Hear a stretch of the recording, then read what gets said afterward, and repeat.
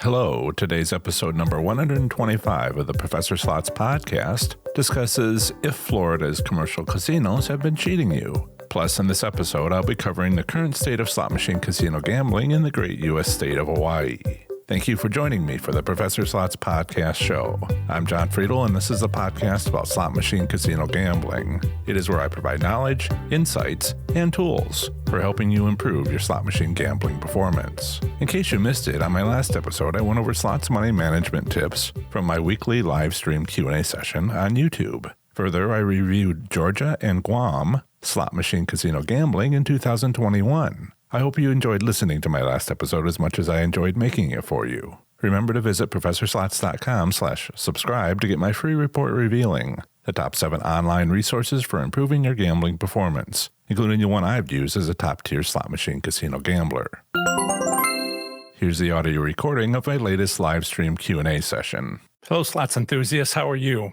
My name is John Friedel. Welcome to Professor Slots, a channel devoted to mastering casino slots so you can win your way to success. Today, we're going to be diving into checking to see if Florida's commercial casinos have been cheating you since closing for 2 months early last year. It's great to see you all here again for another Professor Slots podcast episode and live stream. If you're here with us live, be sure to say hello and ask your slots-related questions and share your own tight versus loose casinos wherever you play slots. I'll get to those comments in the live chat and a little later in the show. Oh, looks like we've got our first one. Chuck has, let me show it. Chuck has given a super chat in the live stream. Very much appreciated, Chuck. Thank you so much. His comment on the portion where you can chat, he says, starting things out. Absolutely, Chuck. It's been a pretty crazy week, and it's, well, maybe I'll tell you something about that in a little bit later in the show. So, thanks to all the early arrivals, those that showed up before the start of the show, and the friendly discussion we had in chat. This time it wasn't nearly as crazy as a week ago, where we had just so much going on before we even started the show. This time we're mostly talking about the weather and how it's like freezing out.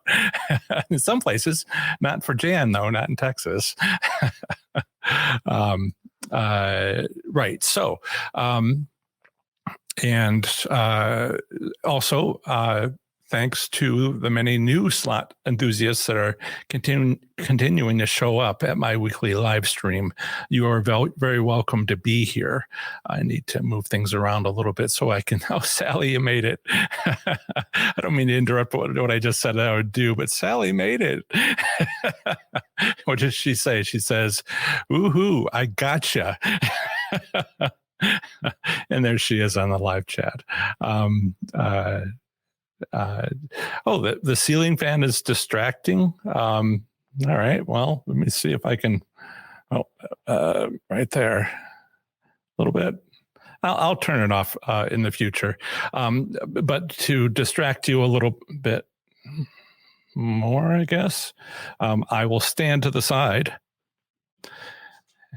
And this is Emmett. Emmett has joined the show as a co-host, a black and white for those of you on the podcast, medium long here. His name is Emmett, or actually Emmett Brown, Dr. Emmett Brown, which you may recognize from the Back to the Future. I named my cats after scientists, and I decided to go with a fictional one this time. So hopefully things are, he's behind me, but if I step aside, you can sort of see him. I'm pretty sure he's looking at another cat. Right. So let's get moving along. Right. So how this works for the people that are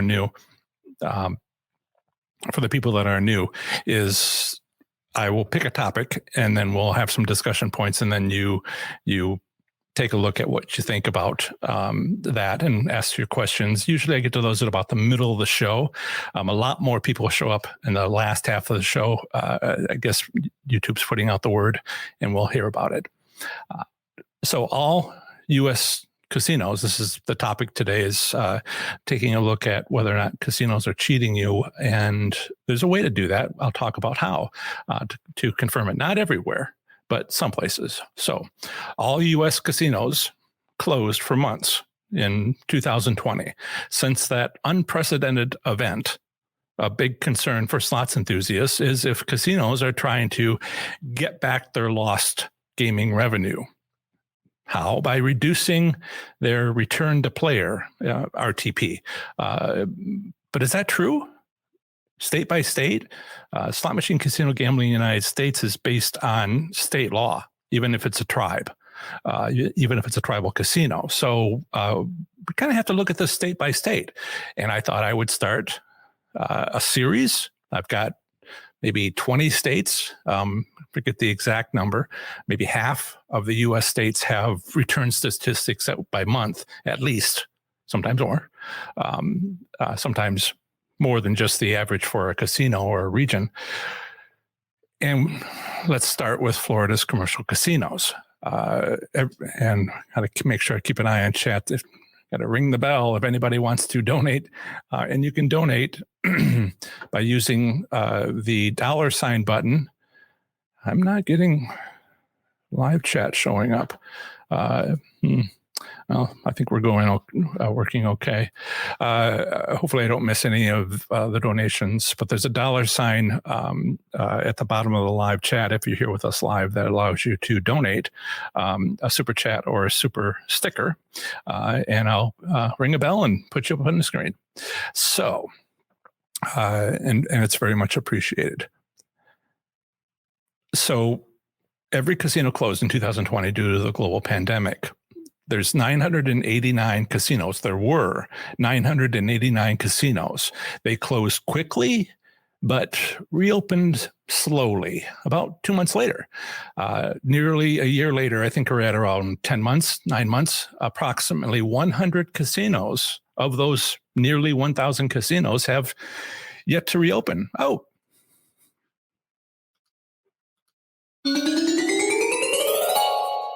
Thank you, Chuck. He has given us silence in his super chat. Donation of $20. Very much appreciated. Thank you. I will talk a little bit about how my ongoing support is going a little later in the show if we have time. Just keeping you guys informed on if I can keep this going and kind of what I'm trying to do to make that happen. Right. So there's no doubt that abrupt closures financially hurt the U.S. casino industry. After reopening, their financial woes continued due to broad travel restrictions and reduced occupancy. Is that really capacity at their casino? Some of them turned off every other slot machine. Some of them turned off 2 slot machines, and then for every 3 slot machines, 2 of them were turned off and only 1 was on. And that happened for a while. We'll look at some numbers that'll clearly show that. So 50% of slot machines turned off was typical, not to mention all the plexiglass and other things that were added during the 2.5 months where most were closed. But there was also sometimes more. So when my 20,000 plus audience of slots enthusiasts. Hey, Bradley, it's good to see you here. I'm not sure. I believe Paula is here. Paula is our moderator. Bradley's coming in from the YouTube stream. Oh, Sally, thank you. Sally gave a super chat, $5. I just love watching you, and you give us all the best info. Thanks, PS. She calls me PS. I always feel like there's something else I should add to that. Dum-dum. Oops. Right.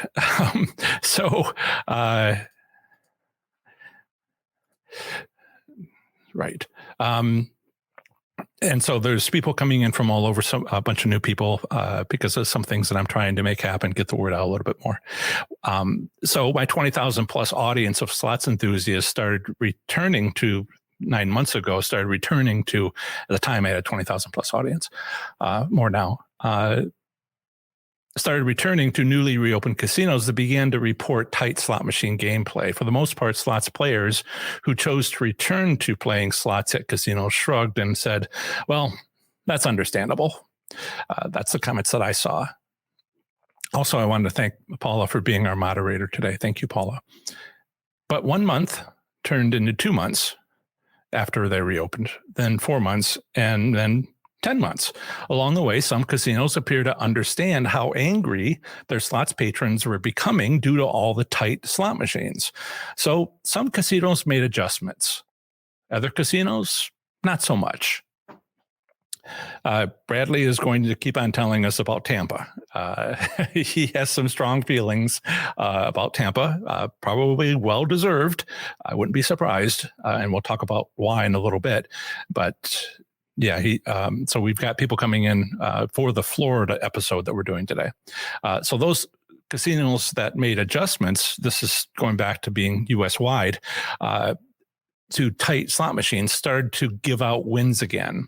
This thrilled us. I mean, this whole time I've had slots communities on every state, and people told each other that they were thrilled. But then the players noticed another second change that came in along with it. Yes, the casinos were giving out wins again, but the wins were smaller than from before the pandemic. And you know what? That was okay. They were happy to be winning again, even if it wasn't much, right?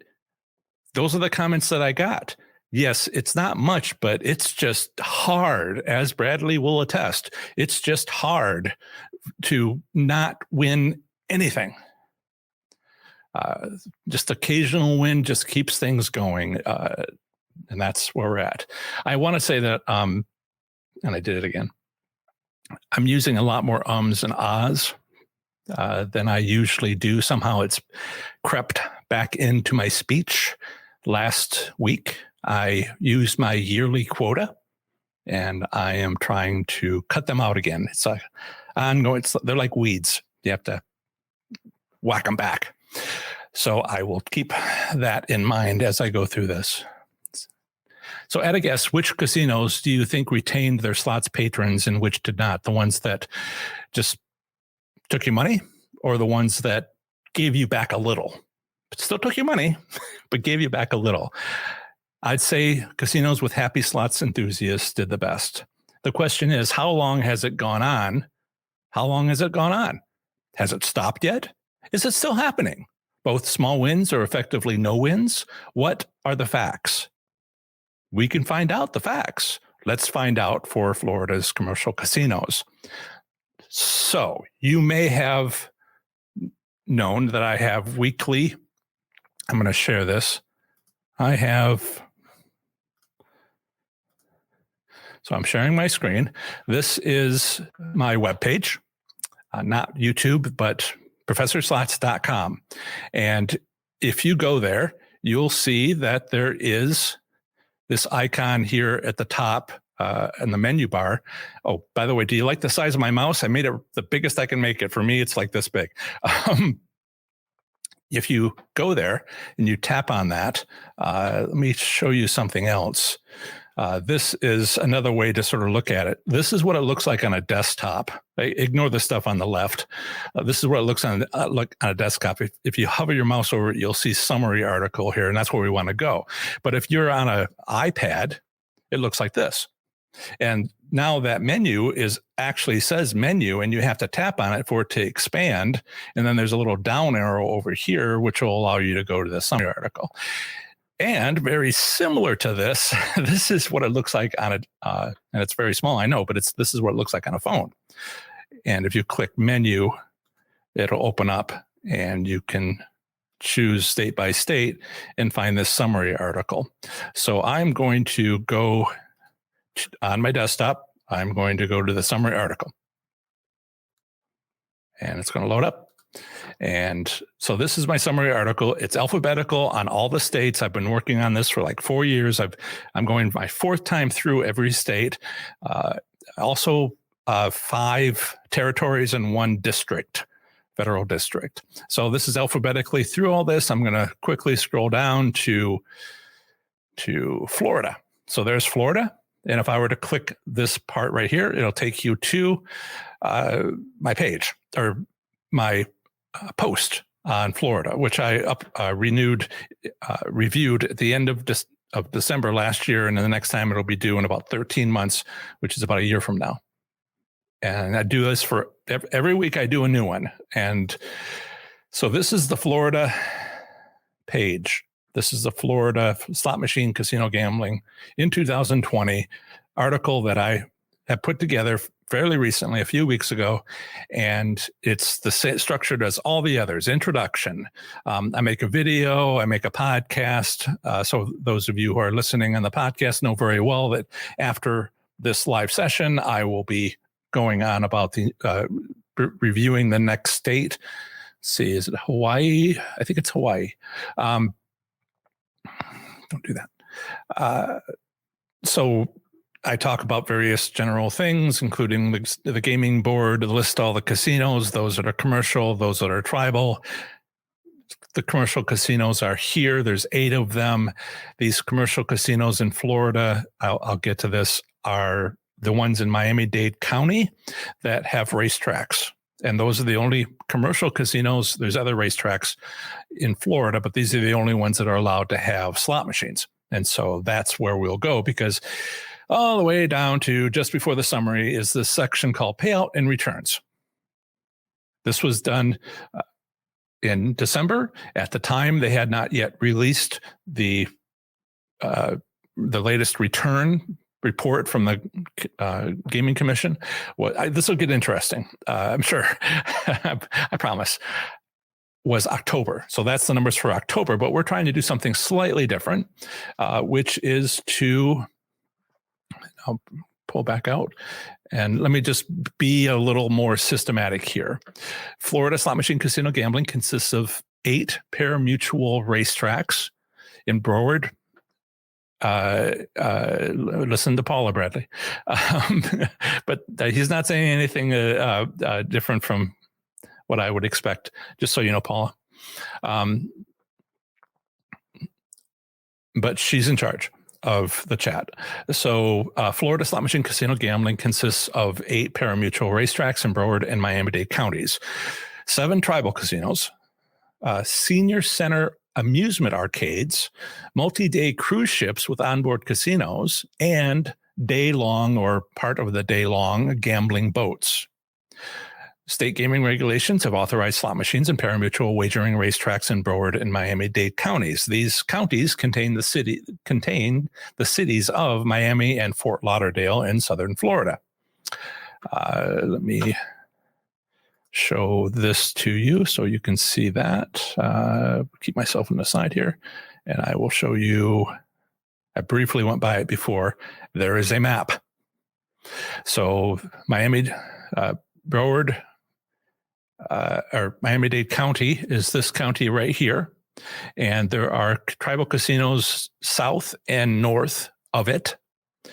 But if you were to zoom in, then you would see that there are 8 commercial casinos in this county right here, Miami-Dade County, with Fort Lauderdale and the cities of Fort Lauderdale and Miami. Okay. And for those of you on the podcast who can't see these things, I will do my best to describe this. Southern Florida, 8 casinos, all within one county, holding Miami and Fort Lauderdale. Right. These are the Big Easy. Calder Casino, Casino Miami. It's another one called the Casino at Dania Beach, if I'm pronouncing that correctly. It might be Dania. I'll call it Dania Beach. There's Gulfstream Park, Hialeah Park, Isle Casino Pompano Park at Pompano Park. I'll call that Isle Casino. And then there's Magic City. I know there are people I've invited here who gamble at those casinos. And that's the commercial casinos. And the reason why I'm talking, well, let me just take this step by step. Florida's pari-mutuel wagering sites in Broward, with slot machines in Broward and Miami-Dade counties, have a minimum theoretical payout limit of 85%. This is a minimum, it's a limit. 85% And because it's a minimum, it can be 85% or more. No upper limit. People seem to forget that part.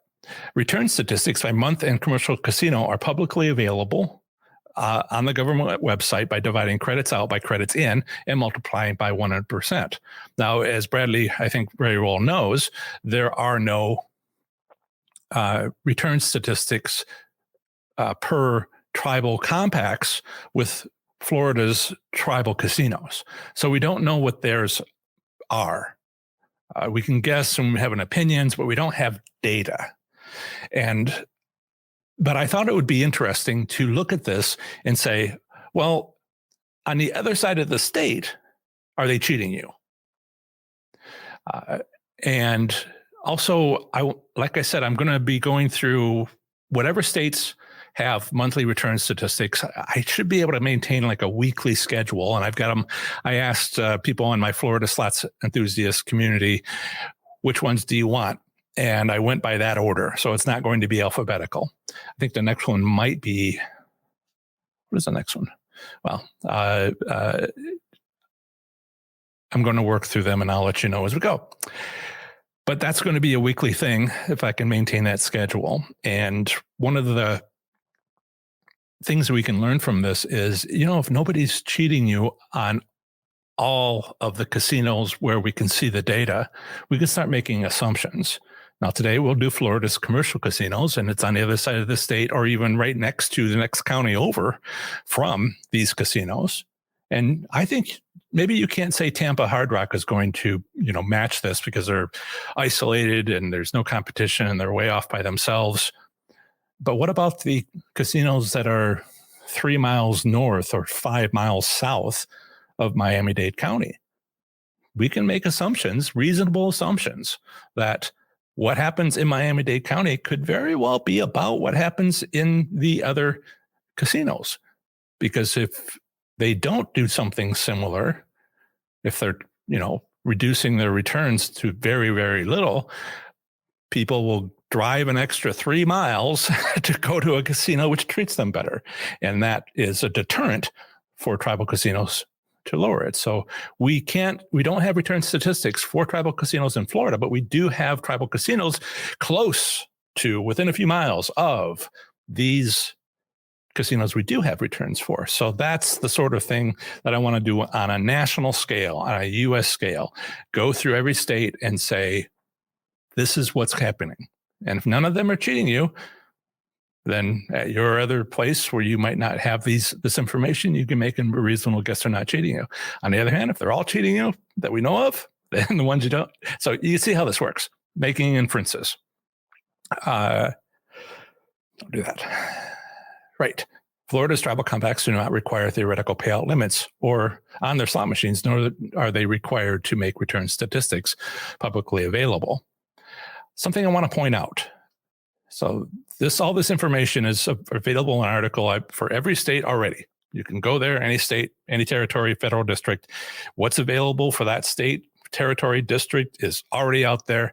I've done all of them 3 times and half of them, a third of them 4 times. And each time the article gets better, not to mention updated. So go look. But on the other hand, if you want to see a video, you want to have a podcast episode, we'll see how these end up in the podcast episode. Certainly this first one is. Then we'll see. You can wait for those things, but you can also do it now if you want to. All the information is there for you in my online resource, professorslots.com/online-resource. So we've done the overview, and I want to point out that the payout return is 85%. We're going to come back to that. The theoretical payout is 85%. There's a common belief, assumption, and we'll talk about what that is. So this is sort of the interlude. Let me jump back to lots of short comments and go back to where the show starts. CJ is here. He's in Sacramento. Chuck says slots are tight in St. Louis. Slots are tight. Too many things going on. Slots are tight in St. Louis. Have been since reopening. Let's see. Do we have return statistics for St. Louis? I think so. Yeah. Right? If there are any, then we'll get to those. Jan's here saying the ceiling fan is distracting. Great. I would run downstairs and turn it off. Maybe one of the cats can jump that high for me, and no opposable thumbs, but I think that they can handle a switch. They might turn the floodlights on though. And right. So Sally says, yep, I mentioned that one.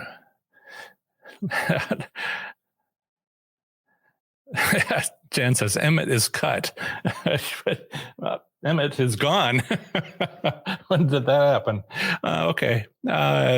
Dave K is here. Hi, Dave K.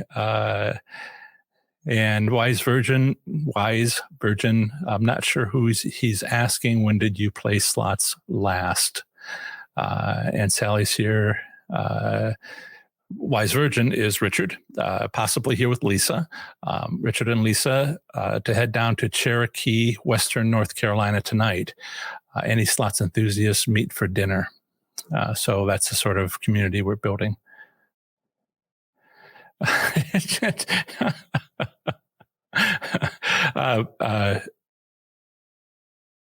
I was at a casino in November.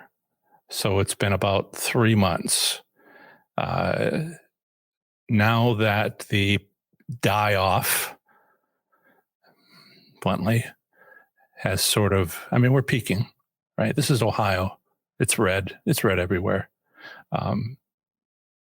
There's supposed to be an ice storm tomorrow. I was thinking about going tomorrow, but there's supposed to be an ice storm. Right. Thanks for asking, Richard. Bradley says, Seminole Hard Rock, Tampa cheating you, no doubt. And no one will ever convince him otherwise. It could even be true. Yeah. Yes. So Sally says, I've been seeing a few of your 30-second videos. Are they all doing your 5-spin tastes? And do you figure out if we can do that at the WinStar and Choctaw casinos yet? I'll be going soon. Okay, that's like 3 questions in one. I guess she's sort of making up for lost time. One of the things that I'm doing is trying something new. YouTube has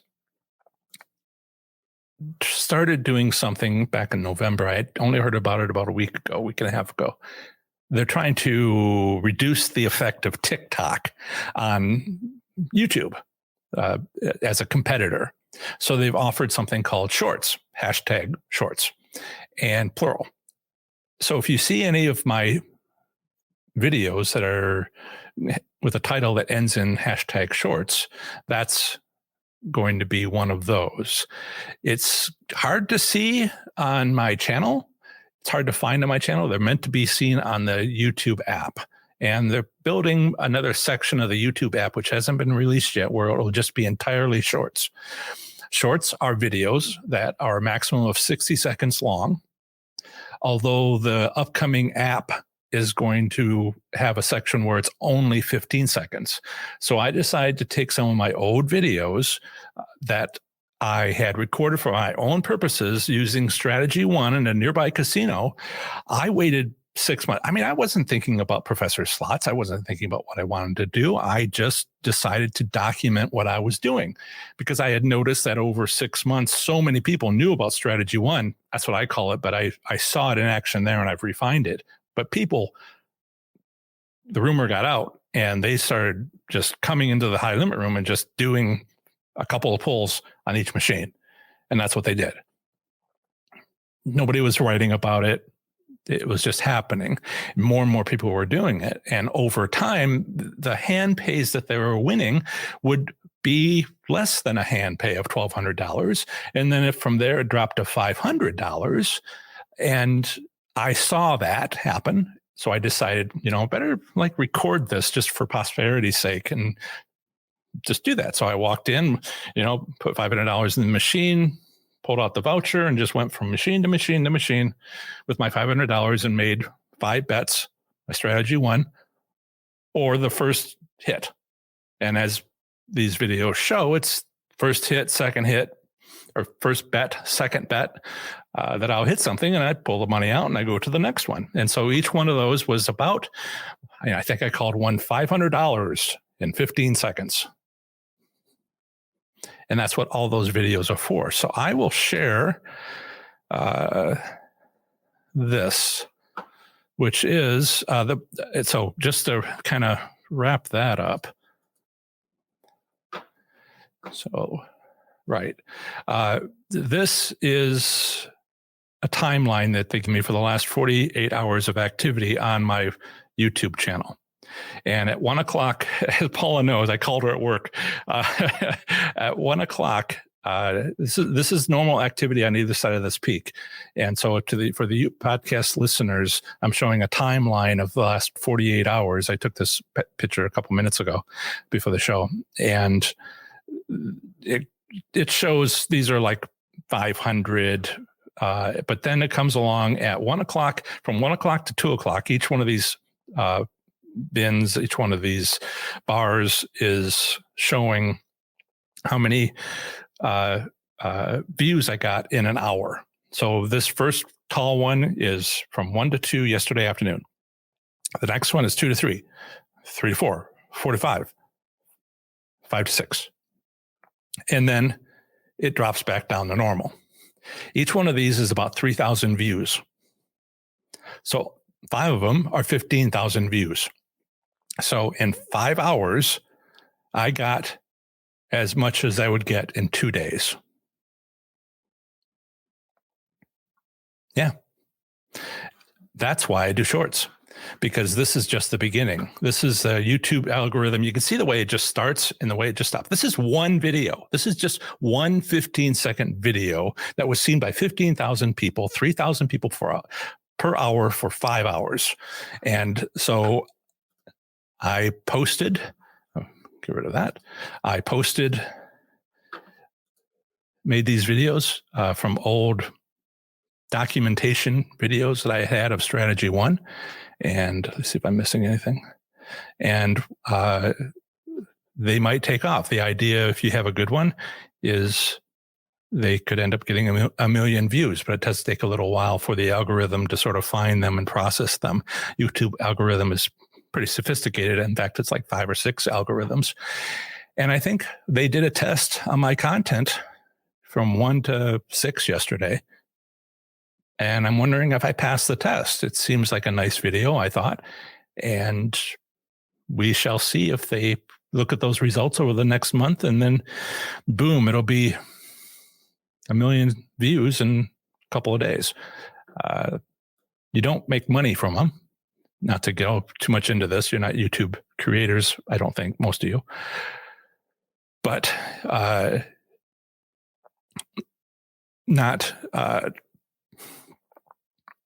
you don't make money from them, but it's a great way to get your name out there. And that's why we might have more people at today's. Now I'm all out. This is the only videos that I have where I'm playing in a casino 15 seconds, 5, 6, 7 times, I think it is. And that's it. So you won't be seeing those again, but I thought it would be a great way to put those out there. Yeah, because I don't record at casinos.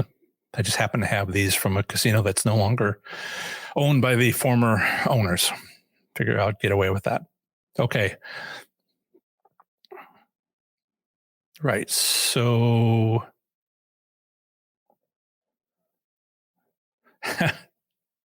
Jan says, I would love to meet a Professor Slots fan for dinner at a casino in Louisiana.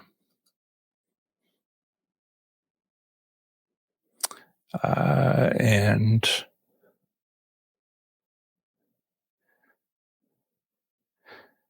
one of the other things Bradley has mentioned to me on some chats about Hard Rock Tampa was that they have crowds. Even now when they're not paying out, from his experience, they're packed. which means there's no reason why they would even stop. Let's see. Lots of chat going on with one another.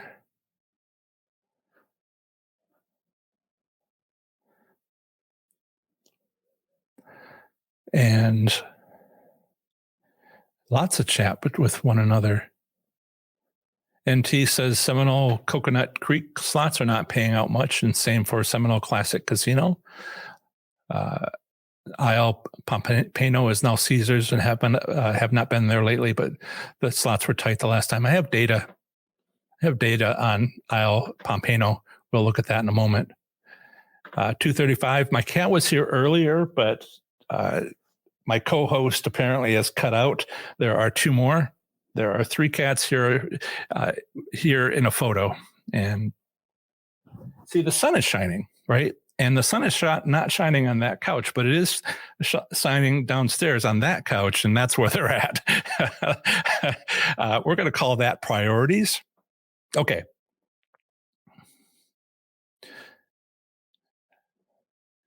I like the outdoors, says, are you a billionaire? No, this is a 30-year house. I'm the third owner. That's typical cost of homes in this area. Greg Carnes is here. I play at Soaring Eagle Casino, Michigan. Haven't been there in over a year. I'm trying to get inspired to visit again, watching your videos. I plan on going there. My father has a favorite casino in Florida, Seminole Casino, and I went there before the pandemic and reviewed it for him, with him there and his friends. Lois and Dave may or may not be here today.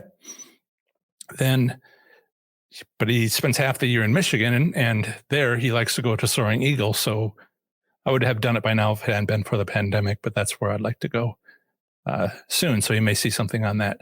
Janet is here and reporting out on tribal casinos in Florida. And Bradley, I'll show his. Seminole spent $500 million on remodeling Tampa. See, there's your problem right there. They're paying for the remodeling. Yeah, you see that everywhere. It costs. So Mr. Blobbyhead might be in UK. And we know that. We know that UK is in full lockdown for months, so no going to the casino. We have Larry, who is often here. He is in the UK. He has made sure to tell us that.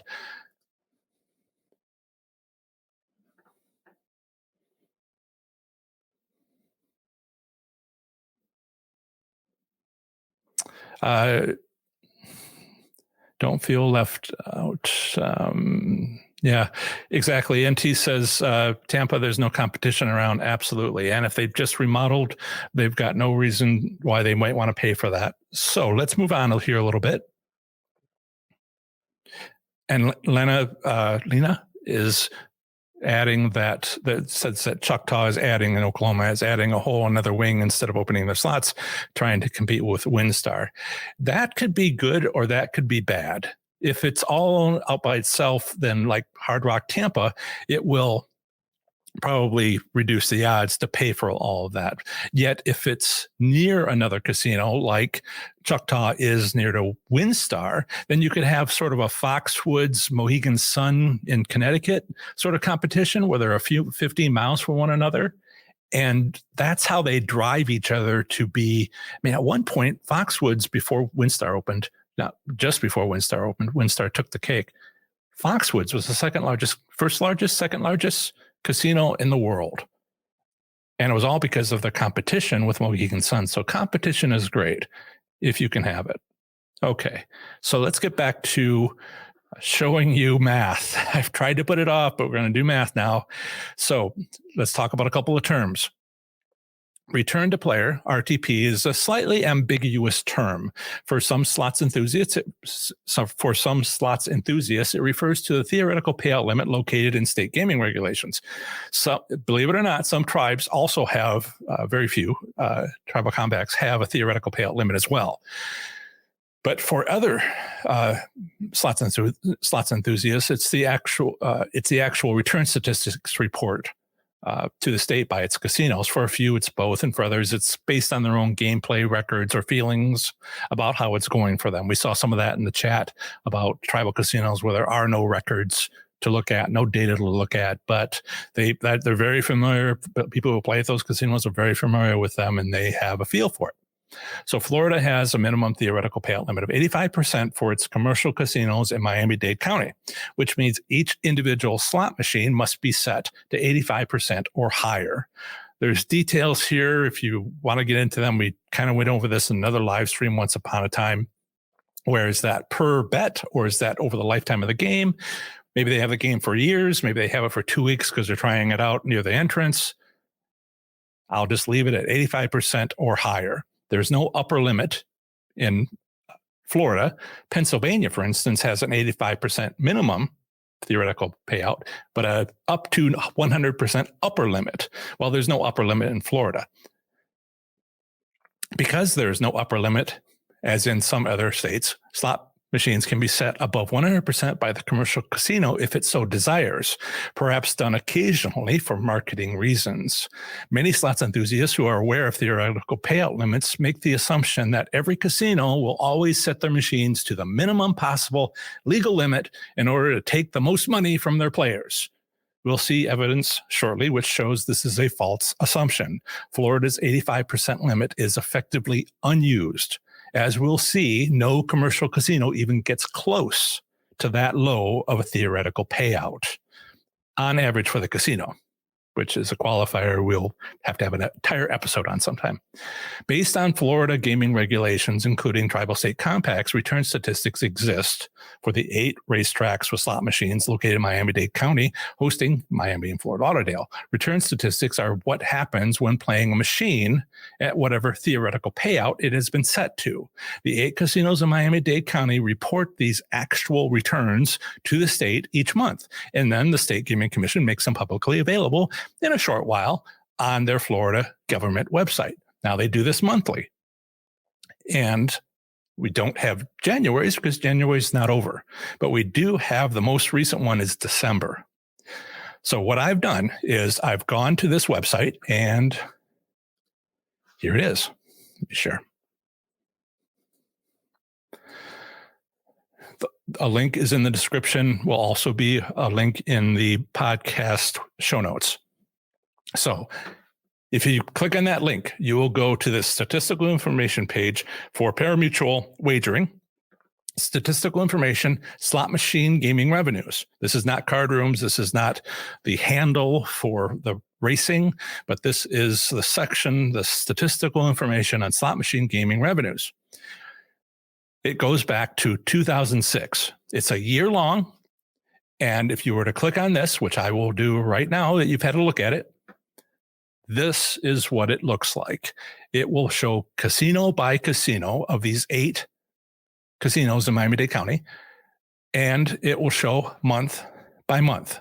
So I'm going to open this. I've downloaded this, which you can easily do, and I'm going to open it in this, which is a little easier for me to zoom into. So I downloaded it, and I've looked at it, and December 2020 is the most recent one. It's this column right here using my little arrow. November, October, September, August, July last year.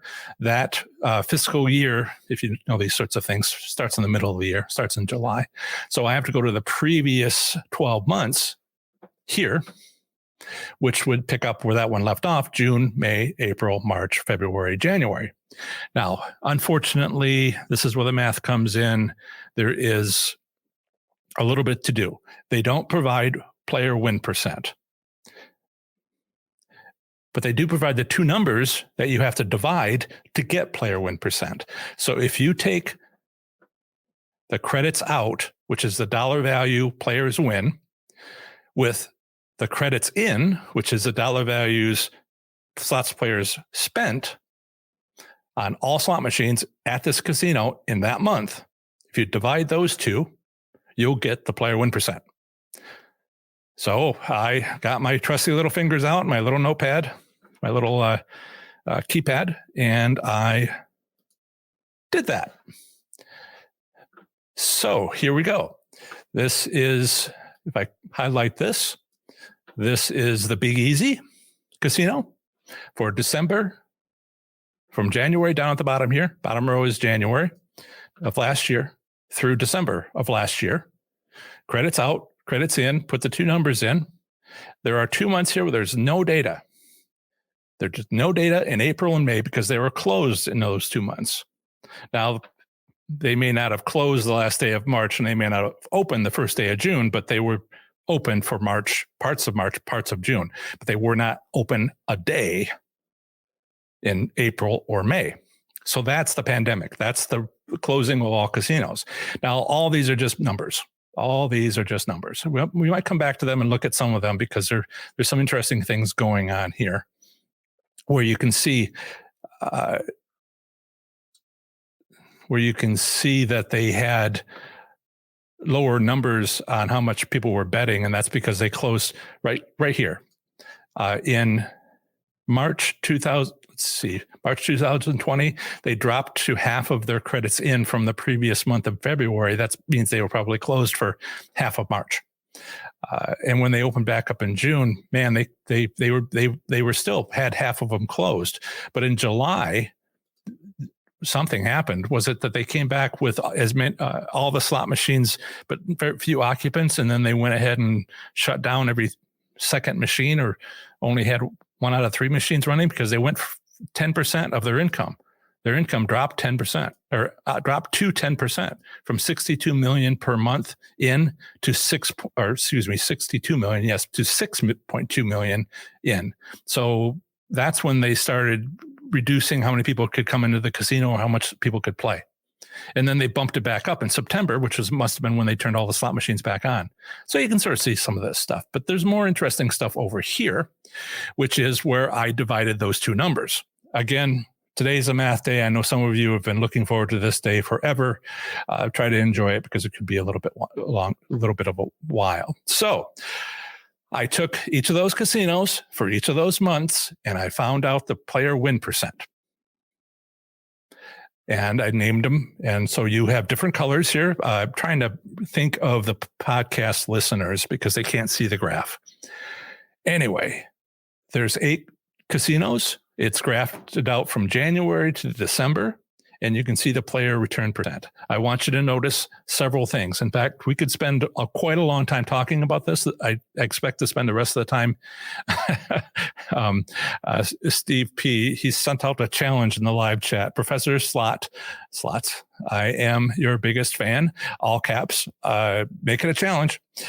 So, yes, I'm going to keep talking here. Plenty of things going on. Lois and Dave are here. Hi, guys. Right. So this is last year at the 8 casinos. And I want you to notice several things. First off, where's 85% on this? The state limit is 85%. Where is it on this? It's way down there. I don't even know how to put it. It's like down here somewhere. It's not even on this. So we're not even, it's not a factor. And that's why people say, well, tribal casinos don't have a theoretical payout limit, so that's why it's a problem. And there's some ways where that might be a problem, but as far as the average for the casino, they never get close to that. Why? All right, so this number here is 90.5%. This number here is 94%. So everything ranges across about 3.5%, 2.5%, 3%. I'll call it 3%.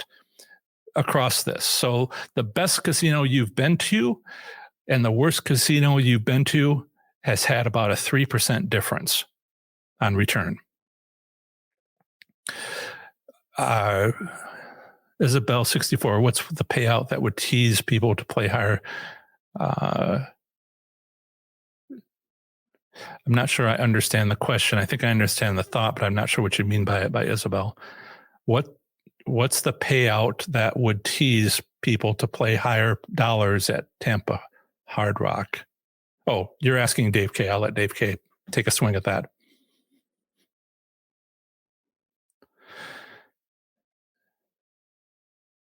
Oh, there are links. I see questions here. Can I provide a specific link? The links are in the description. The description hasn't been updated yet. Didn't want to give a spoiler. So as soon as we're done with the live stream, I'll update the description so you'll have the link, all the links that I've mentioned. Now, I'm writing an article that will go along with this. It's not done yet, but these images will be in that. I hope to have it done today, possibly tomorrow. And then it'll be posted on my website at professorslots.com. And that's going to be, and I'll make a separate video more than likely for YouTube, because live streams don't stick around more than a week. Anyway, so I'm rolling all this stuff out. I guess that answers your question, but I want to point out several things here. First is, we want to try to answer the questions in the 10 minutes we have left. This is the gap. April, May, when they were entirely closed. They might have been closed for part of March, but part of June, but they were open for some of it. That's why we have numbers. Consider January typical. January and February are almost the same on almost all of these. You had something happen. The green here is Hialeah Park. It dropped in February for some reason. More than any of the others. Wonder what's going on there. But on the other hand, it was the best. There is about a 3% difference between these two. So that is the highest and the lowest, and that stays consistent for the whole year.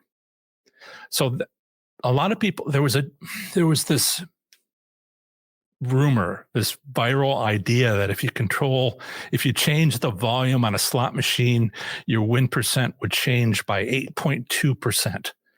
And it's a hoax, but it's one of those carefully designed hoaxes that make it, well, it won't hurt if you try, sort of distractions. Instead of trying to find the best slot machine to win, you spend your time fiddling with the volume control and spending money. I laughed. As soon as somebody told me that, I laughed, because it's obviously a hoax. Only it turns out it's not obviously a hoax to most people. 8.2% on top of 92% that I'm already getting, that'll put me over 100%. I would never lose. I would only gain money. Let's just very quickly jump back to this report here for Gulfstream, where they had in the month of, let's do December, the most recent month, December, they had their slot revenue income at $2.7 million. If everybody made money at slots, that would go to zero. Even if everybody broke even, that would go to zero. So no, that whole volume control thing is a hoax. Okay, so, and the reason why I know that is because the difference between a good casino and a bad casino is about 3%. Right from the worst to the best, about 3%, 2.5%, 3%. And as I go through these week by week, different states, I'll show you that's true. Now, isn't it strange? Several things to point out. Isn't it strange? Hialeah Park has always been the best. I mean, it's really close to being tied with what's brown, Magic City.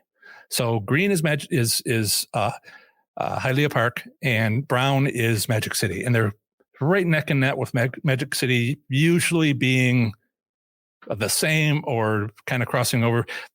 What is that? That's their choice. They've made this choice to put their numbers there consistently for a whole year, despite the pandemic. As Isle Pompano, the blue here, purple, has consistently been the lowest, except for once in August and once in November, and they were pretty darn close then. All right. So that's just something to point out to you. We'll have more on that later, different topics. What I want to do is actually go back to 2008 on the earliest reports. I didn't do it today, just to see if it's been the same, because people say over time they've gotten tighter. Well, let's just go take a look and see if that happens. That's a different article that I haven't written yet. So let's take a look at this. This is gold. That's Dania Beach.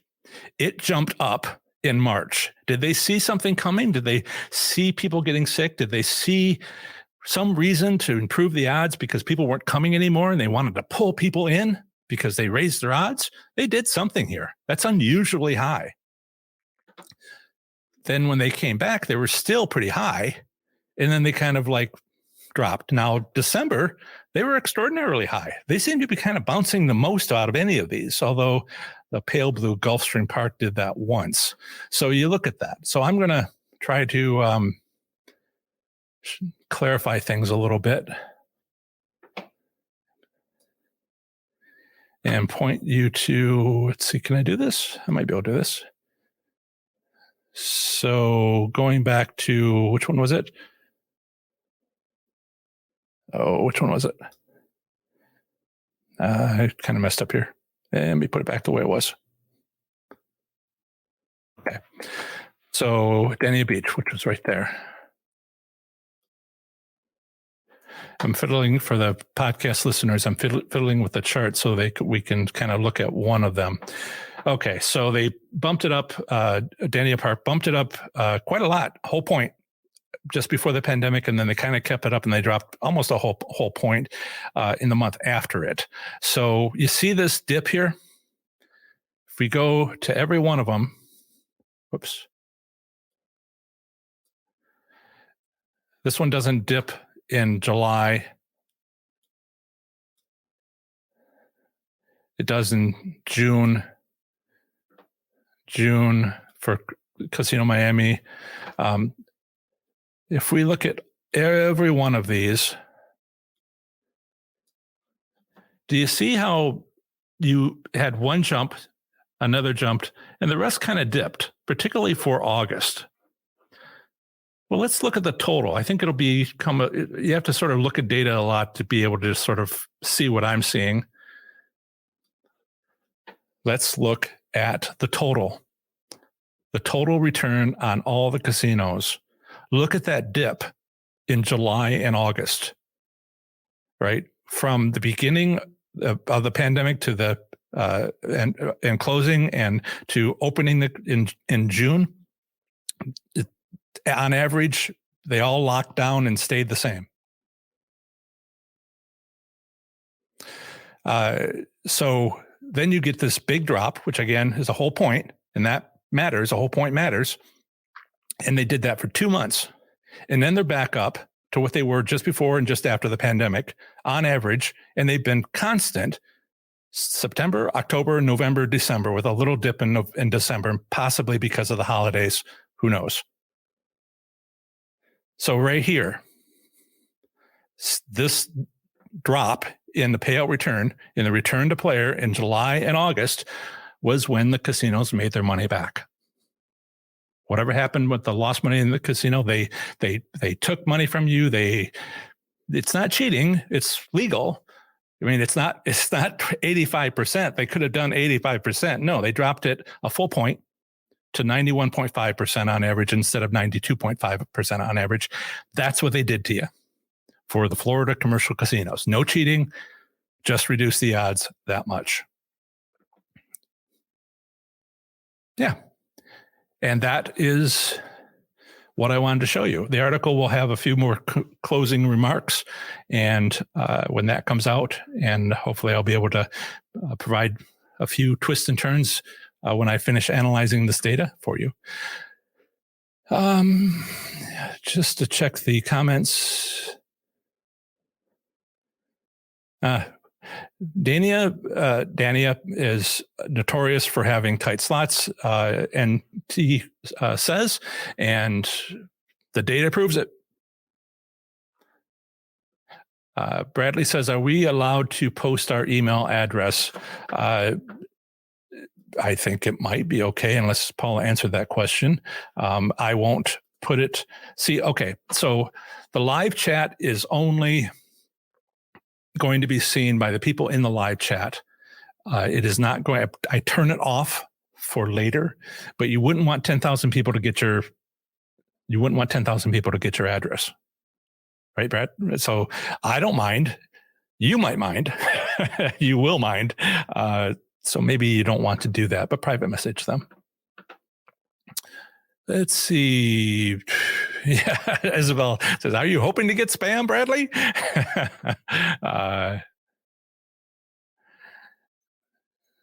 Okay. My address is john@professorslots.com. So why don't I just give you mine? And if you want to email me, then I am open for business.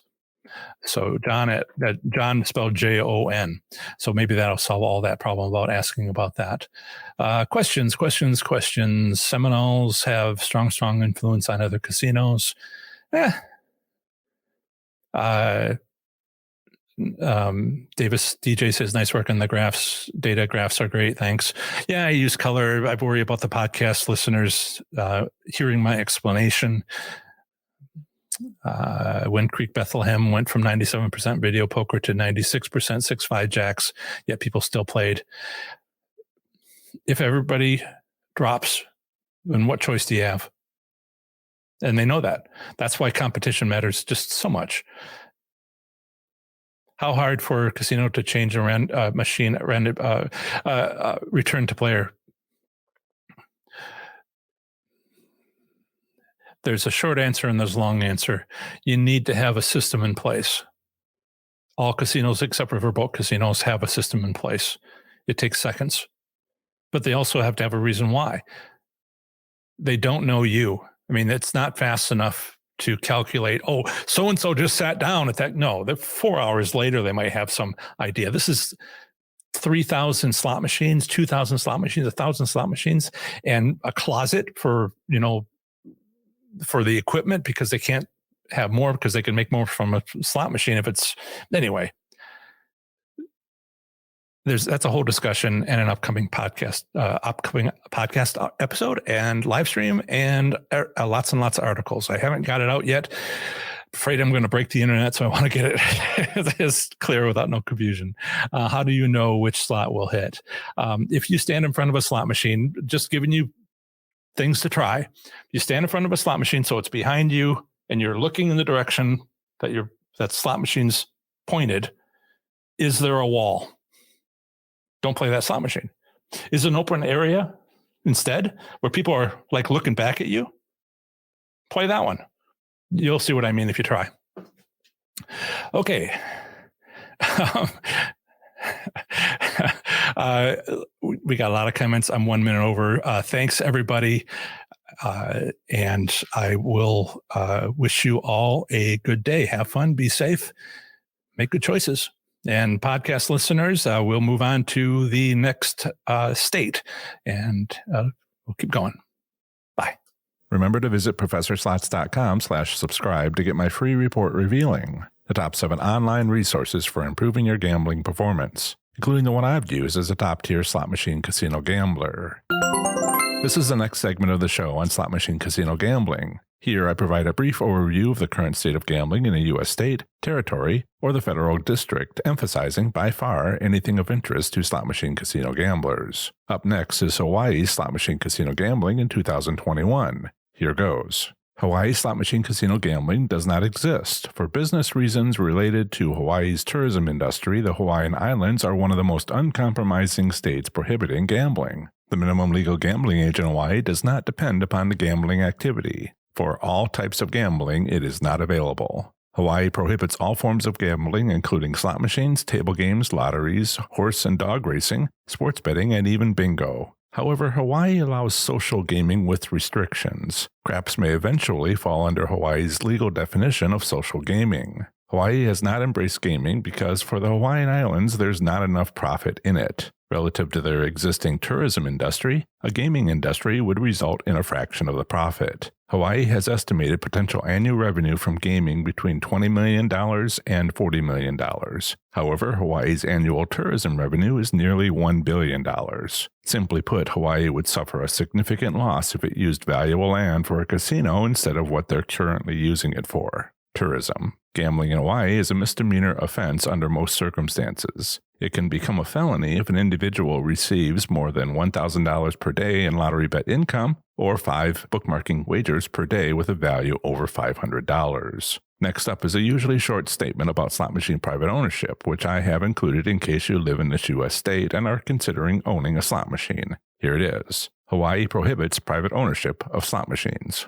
Hawaii does not have a gaming control commission. Horse racing was once popular on the islands, enjoyed by the royal family and the financial elite in the 1800s and early 1900s. The industry nearly died out prior to 1920, but made a strong, if short-lived, comeback during World War II. In this section, I'll discuss Hawaii gambling establishments. There are no land-based casinos in Hawaii. Visiting cruise ships offer Vegas-style gambling when traveling in international waters, but cannot when located in nearby Hawaiian waters. There are no commercial casinos on the Hawaiian Islands. Hawaii has no federally recognized American Indian tribes. Any proposed federal recognition of Native Hawaiians is politically controversial. Some Hawaiian lawmakers believe recognition might interfere with Hawaii's claims to independence as a constitutional monarchy through international law. As an alternative to enjoying Hawaii slot machine casino gambling, consider exploring casino options in a nearby territory. Bordering Hawaii is to the southwest, American Samoa, to the west,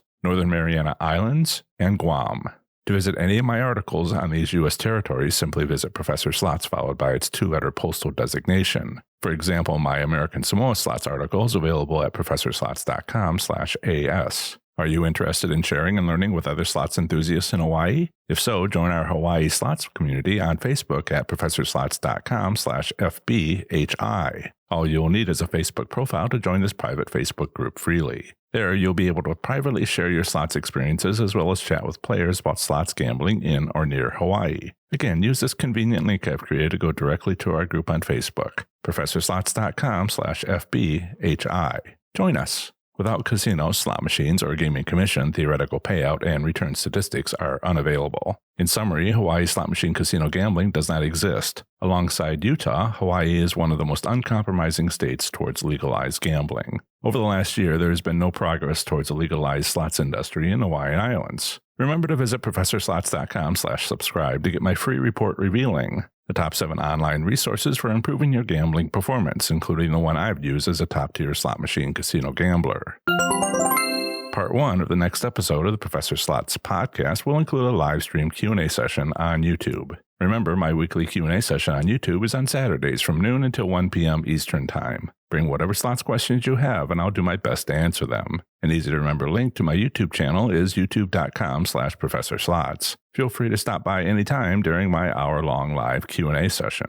Part 2 of the next episode of the Professor Slots podcast is another brief overview of the current state of gambling in a U.S. state, territory, or the federal district. Next time, I'll be talking to you about the great U.S. state of Idaho. That's the end of another great episode of the Professor Slots podcast. Thanks so much for listening. Show notes for this episode are on my website at professorslots.com/episode 125. I plan to have the next episode come out very soon for you, where I'll have more amazing content for the show. Until the next episode, have fun, be safe, and make good choices. Bye.